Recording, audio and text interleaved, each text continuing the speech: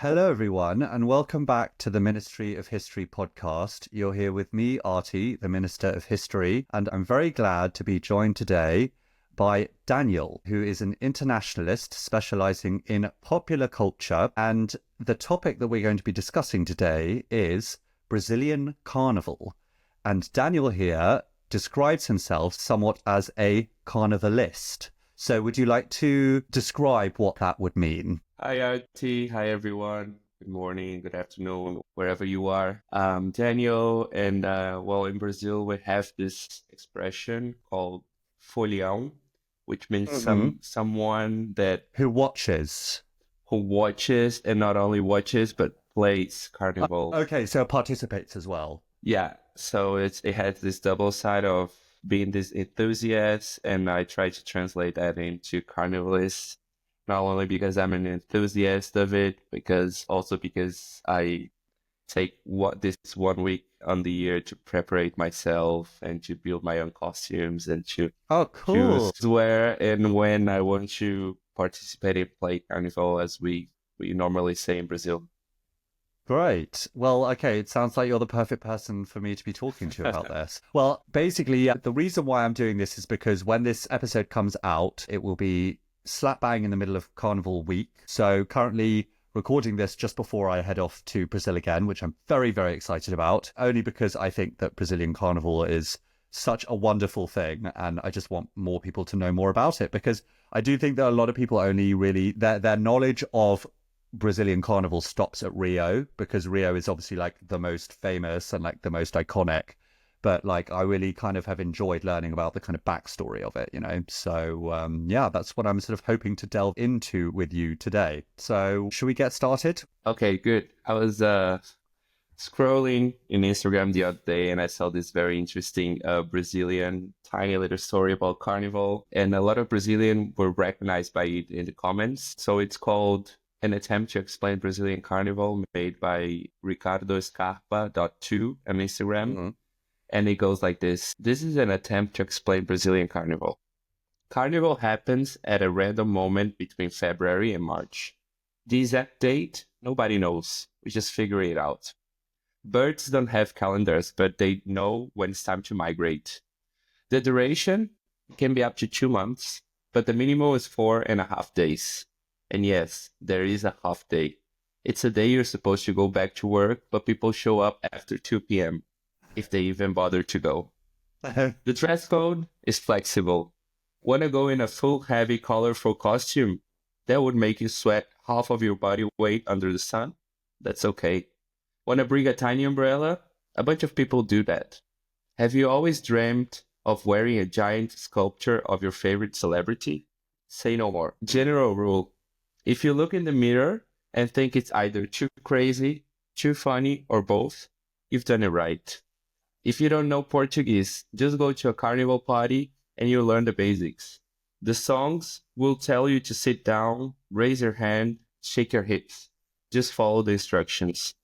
There's an entire song dedicated to hydration, where the singer asks if you're thirsty and demands that you drink mineral water. Keep following the instructions. By now you have more questions than answers about Carnival.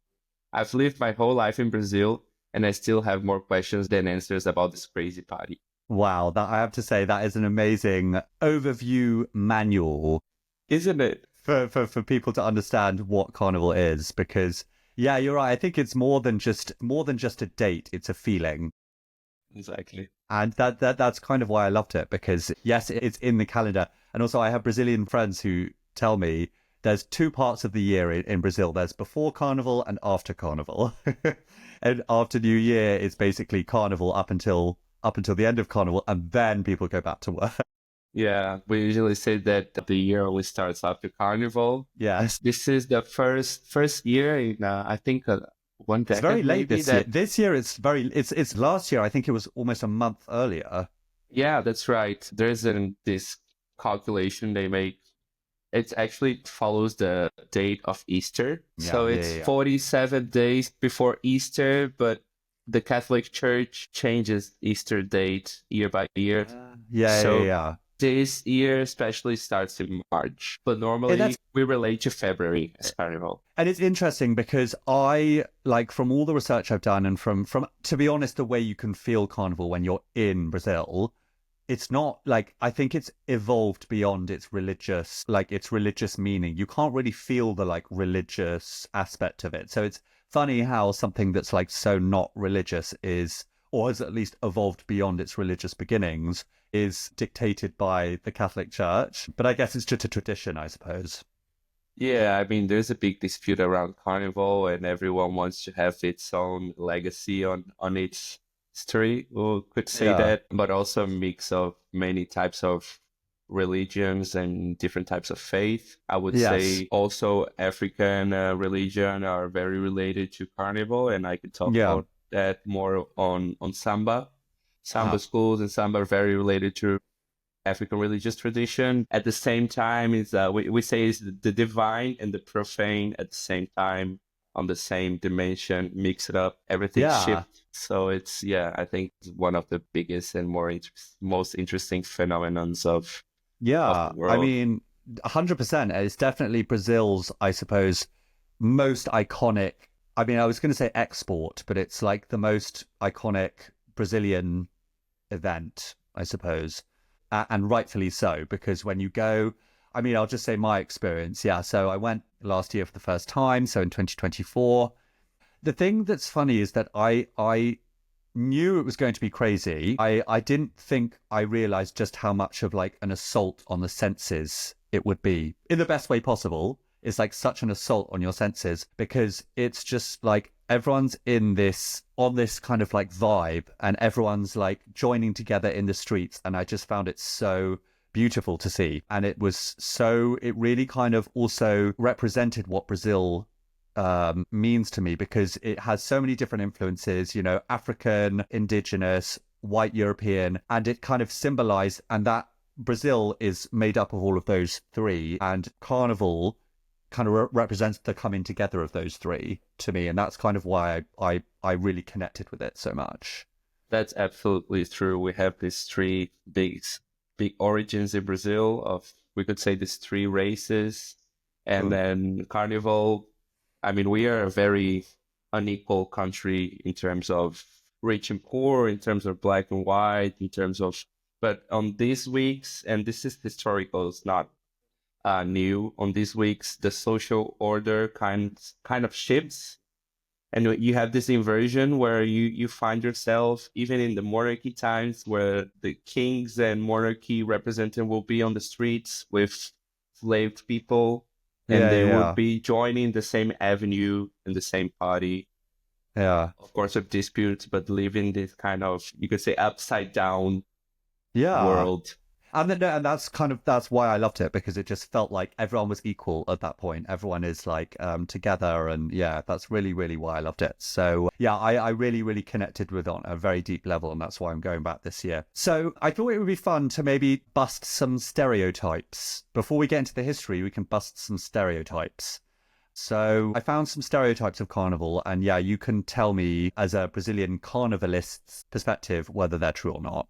Okay. So the first stereotype, I think, is that it's just a big party. That is true and not true at the same Yeah, I would time. say yes and no. I would say yes and no. Yeah. Yeah, exactly. It is a party, but I would say maybe the most organized party in the world. People start preparing themselves for this moment maybe 9 months before Carnival. So you have this huge preparation, especially when you talk about samba schools and street parades, workers, all this supply chain of workers, building costumes, setting up the event, all the organization of the music they're going to play, the narrative they're going to bring into the stage, and everyone that's dedicated themselves of about this party. So Yes. yeah, I would say also there is a lot of rituals, religious rituals behind it that people also relate to Carnival. So I would say that not only a party, something much bigger and in another Yes. dimension of that. Okay. So also next stereotype, it's all about samba. I would say that that's like partially true. because it's very big in Rio. That's the impression I got. But then it's not just about it, is it? That is also half true, we could say, because Right. indeed, samba is one of the founders of samba schools that lead us to the parades in Carnival that you see on the TV, and that's Rio de Janeiro. But on the other side, you have other universes of Carnival. One of the biggest ones in Recife, and this is related to another rhythm, also African origin. It's called Frevo and Maracatu. They should have the same origin at some point, and then they grow apart, and then they build different carnivals with different rituals and stereotypes. Yeah. And then you have Salvador, which has another big rhythm called Ashe. Yeah. So yeah, not only samba. Yes. That's very No, exactly. as well. Yeah. No, yeah, you have these different influences all around the country. Also, another stereotype I found from forums that I looked at, some people appeared to think that it was just for tourists.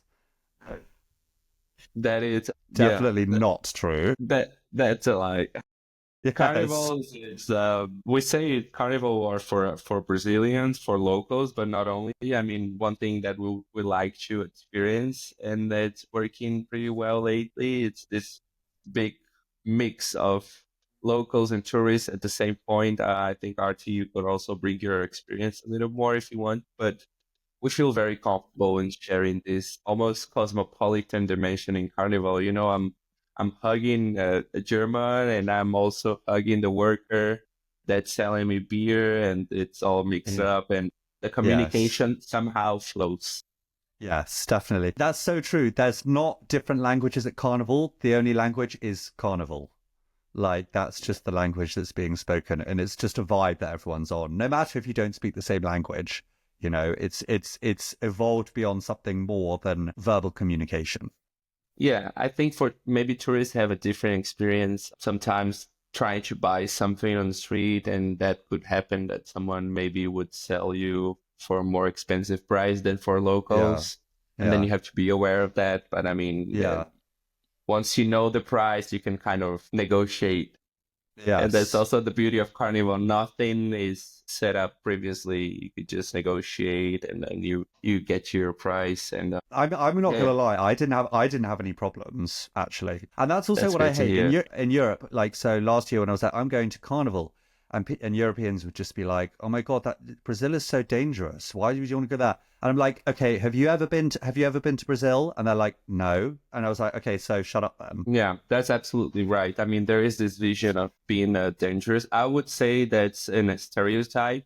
Of course, we live in unequal cities, and not only Carnival, Brazil could be dangerous. I mean, every day if you want, and Rio de Janeiro and Salvador, But no, especially. also all big cities are. You know, All big Berlin cities, is even in dangerous, Europe. London is Yeah, dangerous, Paris exactly. is dangerous.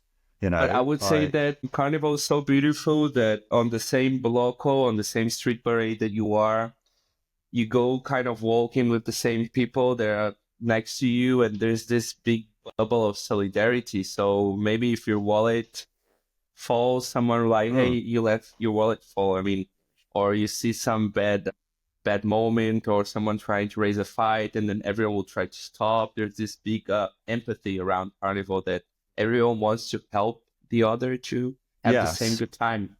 Yeah, So definitely. because it's You know, collective, it's not individual. exactly. Yeah, and you know, and to be honest, there's bad people everywhere. You know, you might be unlucky to get one of the bad people, but no, you're right. I mean, what you're describing is what I experienced, and that's why I think I loved it so much. But so, and then the final stereotype: everyone wears crazy, colorful costumes. I mean, people do, from what I experienced, but I think I just get the impression that you wear whatever you want. Exactly. It's just random, and I would say maybe that approximate us to some Berlin festivals. You just show up, whatever you want to show up, build your own identity. I think that's also fantastic about Carnival. You can be whoever you want. I mean, put a mask on, whatever you would like to put, go naked. We can be a conservative society, but in these weeks, I mean, especially for women that are not allowed, for example, different than Europe, to show their Their breasts. breasts and their boobs or do topless in Carnival. It's kind of consensual that this is permitted. And then Yeah. we also can talk about sexual liberation and about progressiveness in these Yeah. moments, and how do Yeah. you Yeah. push forward something that you want to set up in the whole society, but you can only do it in Carnival at the moment. But you raise up these debates, and Yes. that's why also some part of the Brazilian society don't like about Carnival, because it is provocative, it is It's revolutionary yeah, and in it's these ways. subversive, and it can be It's subversive. subversive as well. Yeah. It No, is. And of it's yeah. course, I mean, I saw a video from this morning Carnival, because Carnival has started in January in Rio at Yeah. least. And there was this priest and in the middle of the street parade, and he was singing the samba songs, and he left the church apparently to follow the block also. I Really? mean, you won't be judged. You know, if you want to go dress up as a punk, if you want to go dress up naked, if you want to go in a full heavy costume, as I said in the beginning, in the short intro, that's totally acceptable. There are no rules Yeah. on that. No, So, and I yeah. think that's what I love about it. That's what I love about it. There's, you do what makes you feel comfortable. Cool. Okay. Well, should we now move on to some of the history? So I had no idea that actually Carnival had its roots in medieval Europe. Like I, for some reason, always thought that it was a very Brazilian thing. But yeah, it actually has its roots in Catholic countries like Portugal, Spain, Italy, and France. And the word carnival actually comes from the Latin carne vale, meaning farewell to meat, which refers to the indulgence before the fasting period of Lent, so the 40 days before Easter. And so that's what the actual word carnival means. So it's basically, it evolved from a religious feast. That is right. I mean, once you talk about, there's no historical consensus on what's the origin of Carnival worldwide, Mm. because you have a lot of rituals and festivities that are related to Carnival in many cultures. But when you talk about Brazilian Carnival, there is a specific origin coming from Portugal. And it's Yes. a festivity called Entrudo, which would mean also the same idea that you said, the entry of this moment, the last moment before you start fasting and you stop eating Right. meat. Uh-huh. So it was a moment that people would go on the street, and they would also mix up and play with rowdy street activities, and then you would Yeah, they would throw, throw mud at each other, wouldn't they? yeah, they would throw water, flour, sometimes even Food. tea, Yeah. food. And this type of celebration was also kind of, I don't know how to put it another way, but kind of not civilized for Yeah, quite the chaotic. Quite quite chaotic. chaotic, and for also for Portugal in its monarchy. But we have historical substance and registry that it happened since the 13th century Okay. in Portugal. And then once Portugal comes to Brazil and colonizes Brazil, you also bring with the slaves, those enslaved people, this tradition. And Yeah. once it reaches to Brazil, you have this big laboratory that kind of, in this large process of some, we could say maybe 1 century, 100 year, it becomes carnival. It's Yeah, intrudo, exactly. but then in the 18th and the 19th century, it becomes carnival. So in Brazil, it became very popular with free slaves in the late Mm. 19th century, and also enslaved people. And yeah, as I said, they would go on the street with also people from the monarchies would pass around. They would throw these flour, water, and sometimes pee and mud. Okay. Yeah, the elites, the Brazilian elites at the time also, and the Catholic Church didn't like that Uh-huh. much, that type of Yeah. festivity.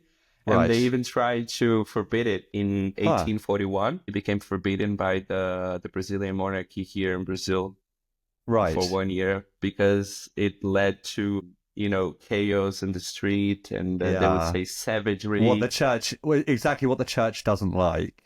Exactly. And that's when Carnival also becomes a dispute, because you stop having intrudos in Brazil, especially in Rio, which was the capital of The- Brazil at that time. Right. Yeah, And exactly. and then the elites of Brazil and high society, we could put it like that, they try to set up a new proposal or substitute for this festivity, which would be associated to the carnival clubs. And Okay. that's when these associations or more high society people, they start bringing some elements from Europe, more similar to the Venice Carnival with the Yes. masks and of these kind of gala parties. And Right. then that's when Carnival mixed it up. When you try to bring this influence of European Carnival that was not implemented in Brazil on the 19th century, and then all this Afro-Indigenous culture mixed up with this European element, and it Yes. becomes this absolute new thing.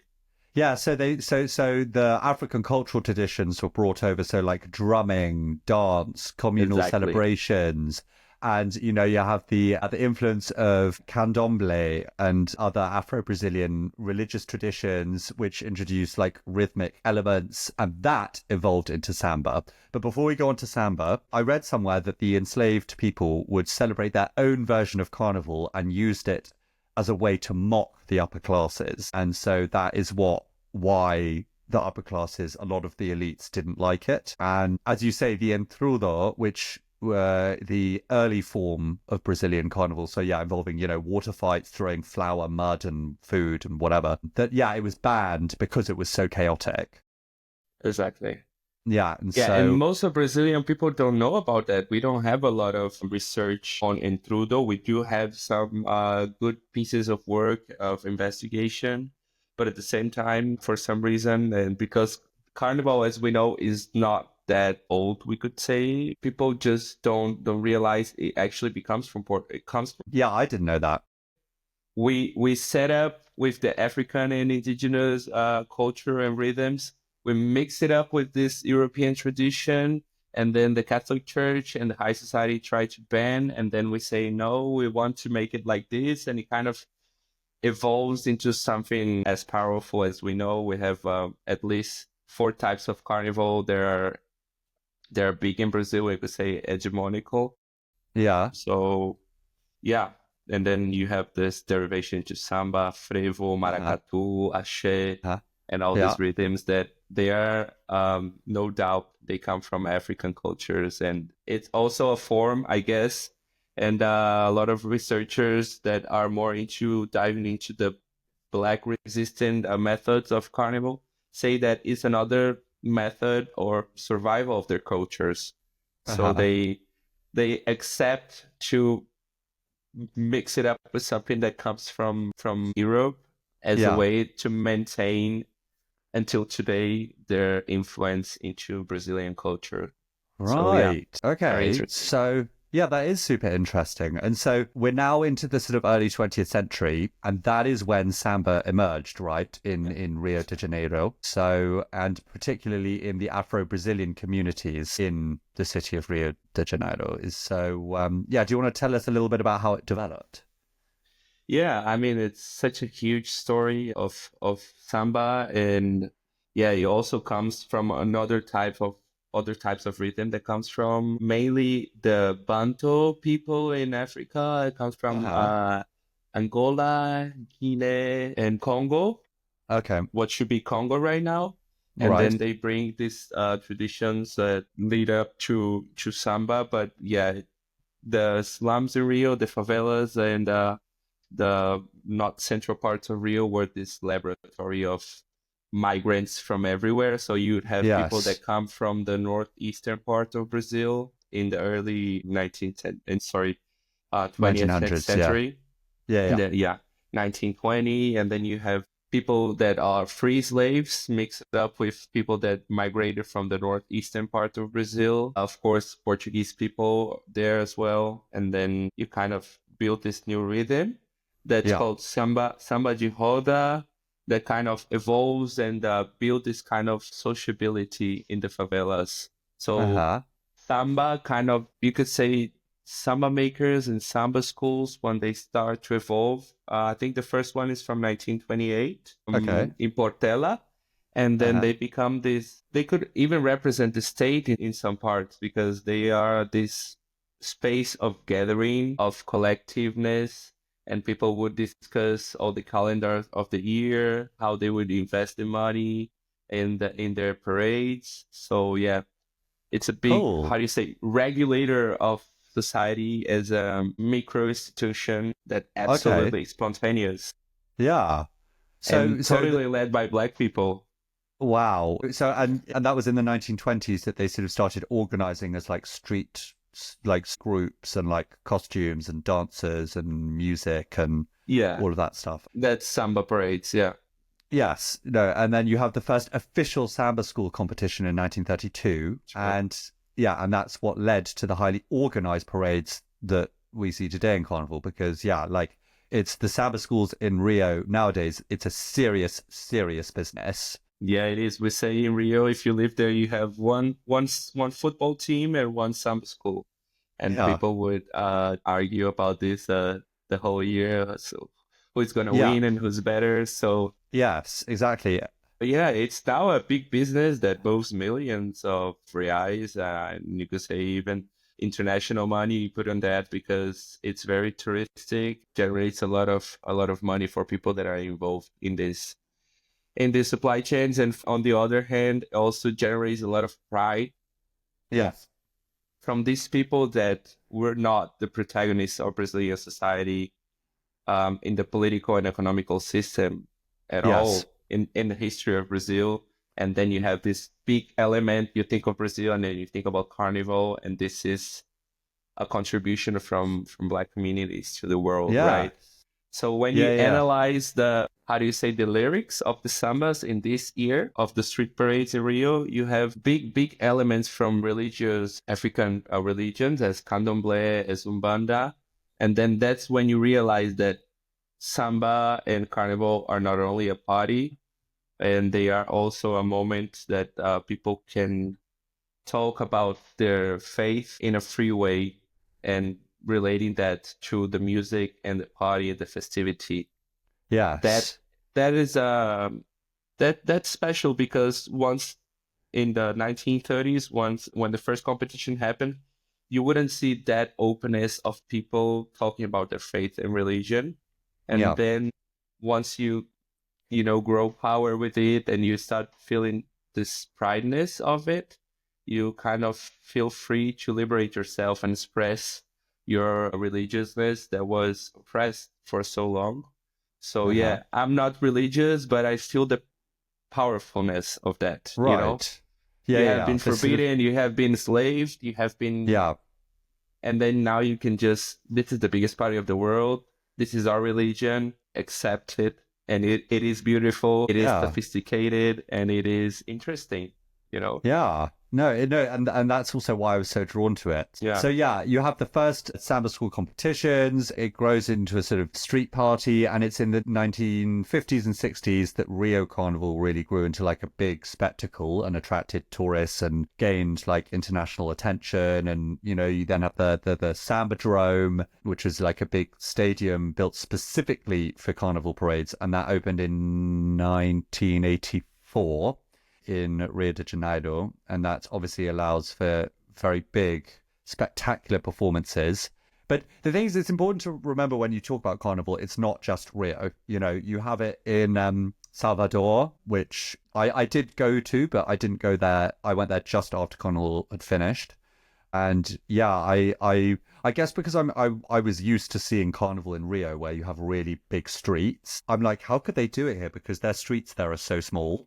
In Salvador, right? Yeah, Salvador, you have a different development of Carnival, very interesting because Salvador is, we say, is the biggest black city outside of Africa in the world. Yeah. And it still has a lot of African roots in their culture. But in the 50s, that's so interesting about Carnival. In the 50s, you have these big congregations of African communities, and then you have this new musical movement of bringing the electric guitar into Brazil, which was not so well accepted between the Brazilian musicians. People would argue that this is an European influence we're trying to import. Anyway, some musicians bring the electric guitar, mix it up with African music, and then you have the Baiana guitar, which is this Okay. very electrical and heavy sound that Right. leads to what is known as axé, this particular rhythm from Bahia.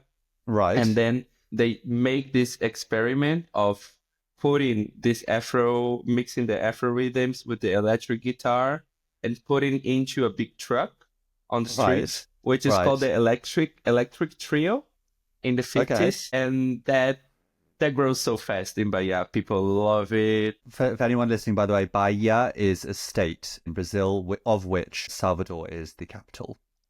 That is right. And then you have also 2 million people going after this truck with this electric guitar playing, and everyone's so happy and active in this party, which is very different from Rio. It's not samba. You have Yeah. this very electric rhythm going on, and people are going crazy. And this is the biggest difference between Carnival in Bahia, in Salvador, and in Rio. That in Salvador you have this electric trio proposal, which is interesting, but at the same time, most of them you have to pay to go into the kind of institutionalized into, you have to put a shirt on that is the ticket for your entry to this Right. party. Okay. But as they are in the streets at the same moment, there is a rope, a tiny rope that separates people that pay from people that don't pay. And they stay in the outside of the rope, which is called pipoca. That means Yo, in yes, English, yeah. No, popcorn. I've seen this. Yes, yeah. Uh-huh. So if you look it up on Google, you put trio eléctrico, electric trio, I think you find it out. You see drone images where you see people on the inside dressed up the same and people on the outside mixed up. So Yeah. it's democratic in a way that you don't have to pay to listen Yeah. to the music. But if you want to be on the inside and the VIP area, you do have to pay. Right. But very interesting. There are some Yeah. resistance to that. Electric trios that we can recommend also on the description of this material. I think will be interesting. That the proposal is no one pays here. Everyone's gonna follow the electric trio, and we'll do it 100% free, which is somewhat similar to what happens in Rio to the street parades, the blocos. Most of the blockers I went to were free, I think. They are, yeah, Yeah. they are. So, You have to yeah, pay to go they to the avenue to the samba parade. to the samba drum. Yeah. But street carnival, strictly saying, is 100% free, and then everyone that wants to come in can come, and there's no restriction at all about that. And it's a big trend in Brazil because it started in Rio, and now you have the same format and proposal of carnival in Sao Paulo, which is having a big carnival in the last 10 And years. also, so about that though, what is Sao Paulo's vibe? Is it more like Rio, or because I have a friend who lives there and she goes to there's like punk blockos, Yeah. and so what is it a lot more mixed? Because Sao Paulo, the thing about Sao Paulo is that it's probably the most cosmopolitan city in South America, and it's also one of the biggest cities in South America, or is the biggest, I think. Yeah, I think it's a dispute with Mexico City, which one in Right. South America Yeah. definitely, but in Latin Yes. America, in the In Latin Caribbean, America, there's this. yeah. Yeah. But so the vibe there is a lot more mixed, right? Yeah, I mean, in Sao Paulo, we don't have this big tradition of street blocos. You Yeah. do have this tradition of samba schools. As I said, they are related, but they're different types of carnival. And Okay. so on the last maybe 15 years, Rio started to export this movement of street blocos to Brazil. And once Okay. it comes to Sao Paulo, it becomes a very interesting thing because Sao Paulo is huge. You have, I think, Hmm. 12 million people there. Yeah. And then you have this cosmopolitan version of street blocos you can find if you go now on the streets. Latin American blocos playing cumbia, for example, which is not traditional in Rio, for instance, or you can have all this mixed up. But I would say this is an importation. They imported from Rio this proposal of Right. organizing the carnival around spontaneous groups of musicians that gather together and people just follow them spontaneously. That's the definition of street carnival. You Okay. gather 20 musicians, you say, we're going to go out in the street on Yes. Sunday Yeah. at 3 p.m. And this is social media, 100%. We are very attached to social media. So it will circulate on WhatsApp groups. Oh, I don't know, me and Artie, we decided to make this local, and then people would just come. And that's it. Yeah. We could do some gatherings before and some rehearsal. And then if you're a Yeah. musician, just lost in Rio, you can just jump into a bloco and play your own instrument as well. Yeah, no. One of the blockers I went to in Rio, yeah, it was just like some people playing, the trumpet, saxophone, like all of this stuff together in a little group, and then everyone was like surrounding them, dancing, and it was going on all night. It was very, very fun. Yeah, no, that was great. And then also Recife and Olinda, they also have their own thing going on, haven't they?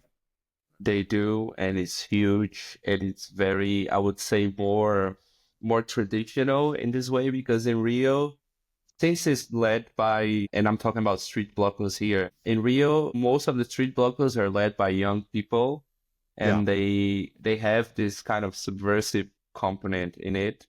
But at the same time, in Olinda and Recife, they are based in big, also black cultural traditions related to frevo, maracatu, and coco, which are three different types of dances that are different from samba. They relate because of the percussion on it, very strong. And Yeah. then they have the specific type of dances. And some frevo, they would use this tiny umbrella. If anyone has seen any photos of Brazil Carnival on this tiny umbrella, this is only in Recife that people would use tiny umbrellas. They don't even cover up the sun and the heat, but it's just a component of dancing. And Yeah. it has its origins in capoeira, which is also black dance in Brazil. One thing is very interesting about Carnival, and there is this big dispute on which Carnival is the best one in Brazil, especially between Rio, Salvador, and Recife. But in Recife, they would say, I'm gonna play Carnival. The translation will be, I'm not gonna, go to Carnival. I'm gonna play. Are you gonna play Carnival this year? Yes, I'm gonna play. So it has this very loaded component, I would say, that people are inspired to play. In this way, as I analyze, it's also a permission to be a child again. So play as you want, this is the playground. Carnival is Yeah. our playground. So you often see people kind of, touching you and running maybe, or kind of do some playfulness that you would only see not as an adult anymore, but you feel free to do it. And in Rio, on the other hand, they would say, I'm going to jump Carnival. The translation in Portuguese will be, I'm going to jump Carnival, which is kind of jumping behind the bloco, and Oh, also okay, right. a lot of exercise related Yeah, I to like that. that. Yeah. The thing about Olinda, it's a very small city, and you have all these ups and Yeah, downs on the hills. Yeah. geography and hills. So yeah, It's it's very exhausting. very exhausting and very little space to move around, but beautiful Right. in its sense. They have their own orchestras, and there are specific rituals in Rio and Recife which are very interesting. I think Mm. it will be good to share here. But in Olinda, they have this. This is called the Midnight Men. And this is where they gather in the front of the church. Again, the divine component and the sacred component of Carnival mix it up. So they have the Midnight Man Bloco, which is a traditional giant puppet that marks the start of the carnival. And the priest of this church comes and gives the key of the carnival to this big giant puppet, which is the Midnight Man. And then once the key is delivered and everyone's watching it, and this is at midnight, Carnival is free to start. And that happens every year, and there's another bloco grabs the key and goes around the city. Also in Rio, every year the mayor crowns the Momo King. And who's the Momo King? Momo King is this element of Greek culture. And the Yeah. Momo King, it's a symbolic character in Rio that kind of protects everyone, all the carnivalists that are around the city, and also marks the beginning of the festivities. So yeah, every year we have a different kind of protector of carnival, which is not Catholic, it just comes from Greek culture. Yeah. And the most interesting one in Rio is that there is this random foundation that has this indigenous leader called Cobra Coral, which will be the name of a snake here, a red snake. Cacique, which is an indigenous leader that is related to Rio, has its own foundation that would pray to prevent the rain to come in Carnival. And they will receive public funding from the mayor of Rio. So they do their prayers correctly, so they avoid the rain during the days of Carnival. And Okay. it works.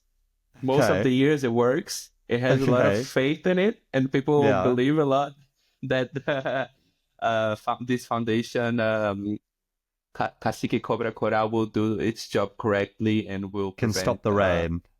or will stop the rain. As I said, the sacred and the mundane and the ordinary mix it up together. Very interesting of Carnival as well. Yeah, no, that is super interesting. Also, what would be interesting is to talk about Carnival during the military dictatorship. So, between 1964 and 1985, Brazil was under a military dictatorship. And if I'm right in thinking, this was when Carnival really became a space for political resistance. That is true. As samba, especially samba schools and samba rhythm coming from core regions of the cities, they were oppressed a lot by military dictatorship. And since the military dictatorship in Brazil was cruel and it was a very dark moment of our history, they would censorship all the samba lyrics that made any critic to the system and to Right. the regime. And well, you have this big censorship of lyrics that samba schools will have to change their components to be more moral in a way of saying Okay. and be accepted by the censorship mechanism of the dictatorship. But at the same time, you have resistance movements of people of samba schools going into protests and demonstrations against the dictatorship, especially in the 80s. That's when the dictatorship started having less power in Brazil. Yeah. But yeah, you could relate at this point that left-wing movements and democratic movements would gather together with samba schools to go on the streets, the parades, and would incorporate samba in their protest music. So there's a big samba called Apesar de Você, which would be Besides You, Okay. or Apart from You, which is a dictatorship. Amanhã vai ser outro dia. Tomorrow will be another day. And we will Okay. celebrate Carnival again. So this is a big resistance song until Wow. today that you would hear in the blocos, and it was released in the 70s, if I'm not mistaken. So yeah, Right. when we talk about this political component of Carnival, you cannot separate from other historical movements that are happening in Brazilian society. So they are a center of not only party, but also a political actor in the scene Yeah, and resistance. and resistance. So And yeah, yes, it's subversion, like we said, and subversion. Okay, what would you say is your favorite carnival? Which city is your favorite and why? I'm going to my 10th carnival in Rio this year. Oh, cool. Um, yeah, I'm doing my 10-year anniversary So in Rio. Rio.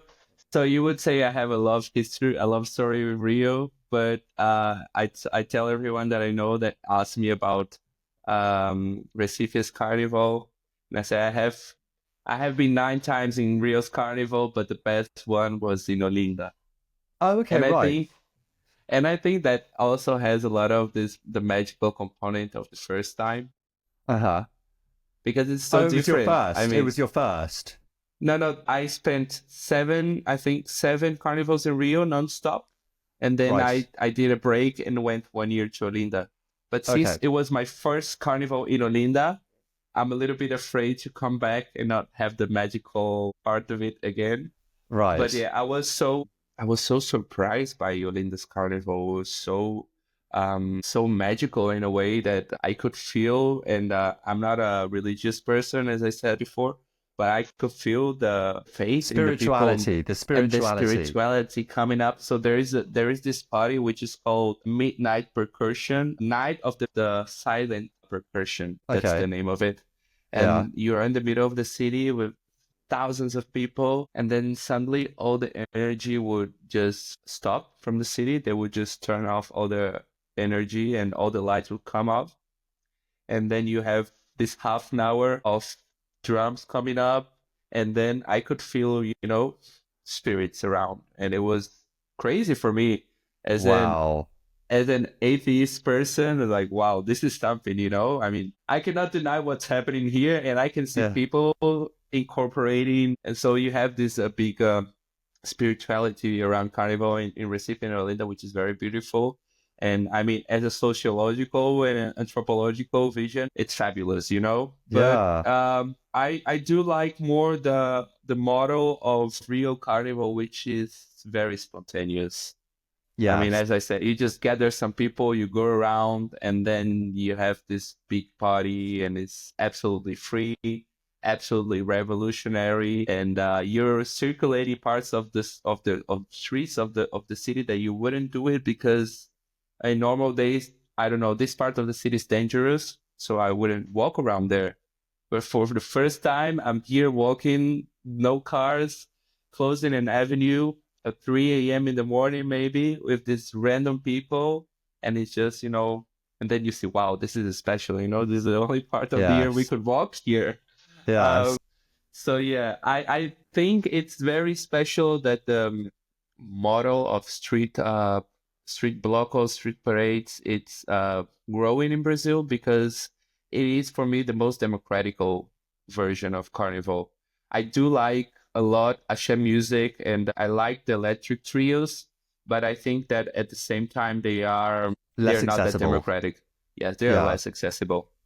Right. So yeah, and this is new. Street parades in Rio. I mean, summer schools they're much older, but street parades in Rio, as we know now, they are from the 80s onwards. So you have this. I don't know if you grab Rio's map geography, you have this big city, and then you have blocos happening in every neighborhood.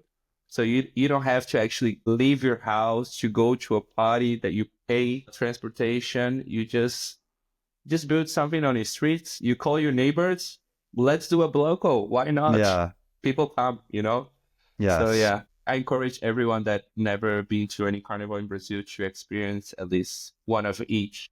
There are different universes of carnival. Yeah, it's very interesting how social media works also in Brazil in these days. So you go into a WhatsApp group right now and everyone's like, send me live location. So people would send Hmm. live location, then you follow. They're like, this street is dangerous. Don't come here. Come through another. So knowing the city, of course, it's easier.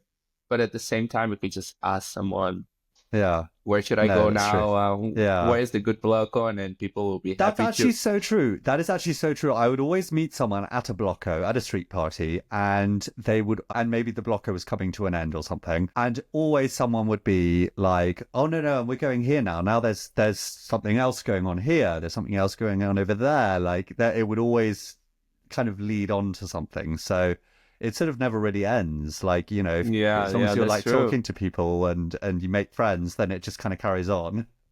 And correct me if I'm not right, but it's very easy to make friends in Carnival. Very So easy, very easy. Even if people don't really speak English, and I mean, yeah, most of them do very sweetly make the effort to, but even if they don't, you can still make it work because it is a thing because to. the will is there, the will, like desire to make friends and connect, and that's it's the main thing that kind of surrounds Carnival is this energy of just wanting to connect. Well, that's what I Yeah, found anyway. in many ways, you know, if your desire, because Carnival, I understand Carnival is a manifestation of desires that people have throughout the years that they were not able to express their desires. So I don't know, you want to kiss someone and then you look at the person in the eye and the person looks back and that's it. I mean, you can kiss anyone you want Yeah. if there's consent on that, and then but if you want to make friends, if you want to just know someone better, I mean, if you want to go dress it up as a woman or as another person and build this new identity, you know. But that's also a good point as well. Like I've seen pictures in the mid 20th century where guys dressed up as were cross dressing, Exactly. and so is that still a thing today? I mean, it was very popular to do that in the 70s and the 80s because you had this very more conservative Brazilian society that would not allow in this way to see homosexual people or trans Yeah, people just being themselves on the street. yeah, People would kind of grab this opportunity to just be themselves. Nowadays, this has changed a lot. So Carnival has become also an LGBTQA plus festivity. yeah, But at the same time, yeah, you don't see that much of cross dressing. You do see queer manifestations on Carnival, and then you see these costumes. You don't understand if a person is a man or is a woman, and you don't have to because it's Carnival, But yeah, I think it has evolved in a way that it's not a stereotype anymore to dress up, to do cross-dressing. You just do it, and that's it. Yeah. But No, also cool. another very interesting thing about costumes is how they reflect on the political moment of Brazil. So, Yeah. I mean, of course, you will see people dress up half naked and maybe with some things going on, but you will see people showing up some messages, political messages. Maybe you will see people dress up as right now we have this big moment in Brazil that the last president is about to go to jail. Oh, yes. No, I saw that. Yeah. Bolsonaro. Yeah, Bolsonaro, which was a extreme right-wing president. Well, he tried to make a coup of the that. Yeah, like Trump. And yeah, like Trump. And now he's he's in the justice court about to be inducted. And you will see people, I guarantee you will see people dress up as Bolsonaro in jail, kind of with the handcuffs on.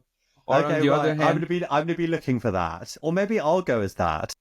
if you want to. And then we have this movie talking about dictatorship here in history. We have this huge movie that was released this year, and it's been indicated to one Oscar. It was an Oscar nominee, and Uh-huh. What's it then called? it's called Ainda Estou Aqui, I'm Still Here. Okay. And it talks about this family in the dictatorship that one deputy, a left-wing deputy, was persecuted and was killed by the dictatorship. And that was in the 70s, late 70s. And there's a very beautiful story about this family life and how they lived in the dictatorship. And this actress, which is Fernanda Torres, very famous here, Yes. Oh my God. was I saw a indicated trailer. I saw a trailer for this. It looks amazing. was indicated to the best actress, and everyone in Brazil, because we are quite enthusiastic when we as with football, and right now we're Oscar nominee, and then everyone's like, okay, she has to win this because apart from being a Brazilian nominee, it talks about the dictatorship, which is something we haven't really worked in Brazil. Well, we don't have any Yes. justice reform or any memory of that. We just, gave amnesty to everyone and we kept on living, which is a little bit absurd. So Yeah. there are a lot of people that would go dressed as Fernanda Torres, as this actress Okay, on right. Carnival. And there Okay. is a bloco called Daughters of Fernanda Torres. So I mean, it's every year is a reflection of what we're going through as a society in Brazil. So from a sociological perspective, it's very interesting as well that people Yeah. are talking about politics in a fun way. Yes. No, So that's yeah, cool.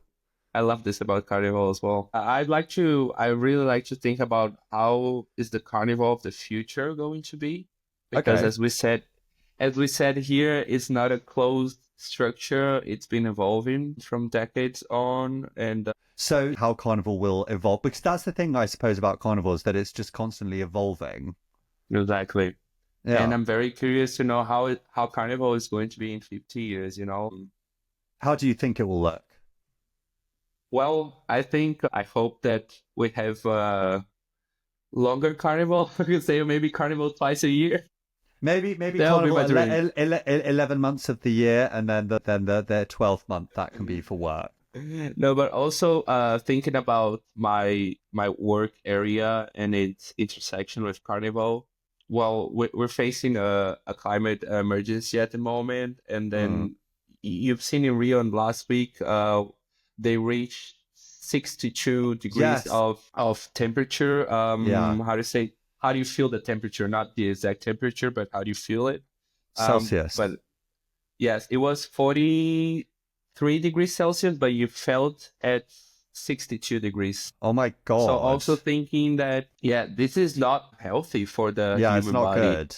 Yeah. So maybe we will have to rethink the moment where the street blockers go out, because going Yes. out at 1 p.m.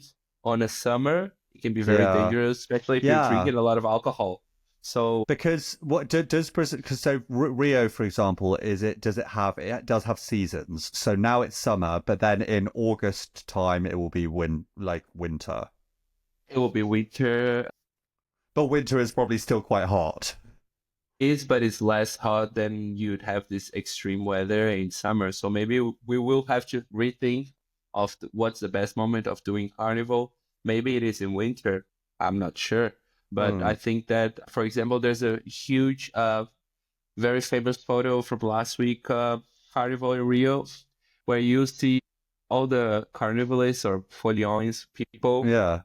are in this. You see that museums sometimes have this tiny pool. Yeah. They're just kind of water mirror, we say it. People are not supposed to go in there, or fountains Yes. on the squares, on public squares. Yeah. But it was so hot, and it was 2 p.m. in the afternoon, and people were just refreshing themselves in the water mirror of the museum, and the securities were not forbidding people because it was so hot that you needed to refresh yourself. So I guess Right. that governments and governors will have to think about of refreshing areas, around the city, because yes, we have this human body there cannot tolerate everything and that much heat at the same Yeah. time.